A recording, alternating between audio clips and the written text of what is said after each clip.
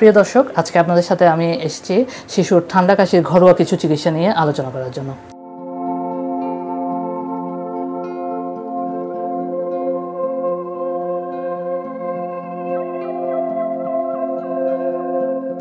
আচ্ছা দর্শক, আমরা প্রথমে বলবো ঠান্ডা কাশি বলতে আপনারা সাধারণ ঠান্ডা কাশি বলতে আপনারা কি বুঝেন। সাধারণ ঠান্ডা কাশি বলতে আমরা বুঝাবো যে শিশুর হালকা হালকা কাশি থাকবে, নাক দিয়ে পানি থাকবে এবং গাটা হালকা গরম থাকতে পারে। এগুলো হচ্ছে সাধারণ ঠান্ডা কাশির লক্ষণ। তো সাধারণ ঠান্ডা কাশি হলে আপনার শিশুকে যেটি করবেন সেটি হচ্ছে শিশুকে পর্যাপ্ত পরিমাণে বিশ্রামে রাখবেন।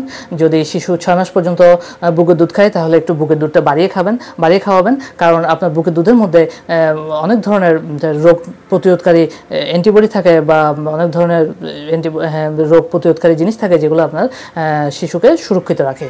এবং 6 মাস পার হয়ে গেলে শিশুকে বুকের দুধের পাশাপাশি বাড়তি খাবার দেবেন। বাড়তি খাবারের মধ্যে আমি বলবো একটু তরল খাবার বেশি করে দিবেন। তরল দিতে পারেন আপনি গরম স্যুপ দিতে পারেন, মালটার রস দিতে পারেন, ফলের জুস দিতে পারেন, এইভাবে দিবেন।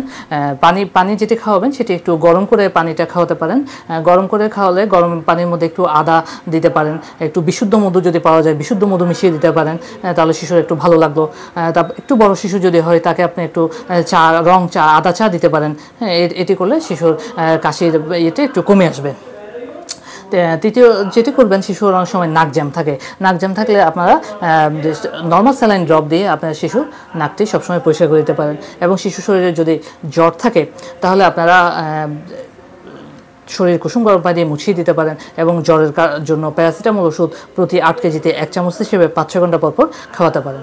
তবে একটা বিষয় লক্ষ্য রাখবেন, যদি শিশুর ঠান্ডা কাশির ফলে আপনার শিশুর শ্বাসকষ্ট হয়, এটি আপনারা কিভাবে বুঝবেন? শ্বাসকষ্ট হলে বুঝবেন আপনার শিশুর বুকটি দ্রুত ওঠানামা করবে এবং বুকের খাঁচা দেবে যাবে, শিশু বুকের দুধ একদম টেনে খেতে পারবে না। এই লক্ষণগুলো যদি আপনি কাশির সাথে লক্ষ্য করেন তাহলে আর কোনো অবস্থাতে বাসায় বসে থাকবেন না, হাসপাতালে ভর্তি করাবেন অথবা একজন শিশু বিশেষজ্ঞ শরণাপন্ন হবেন। ধন্যবাদ দর্শক, ধন্যবাদ সবাইকে।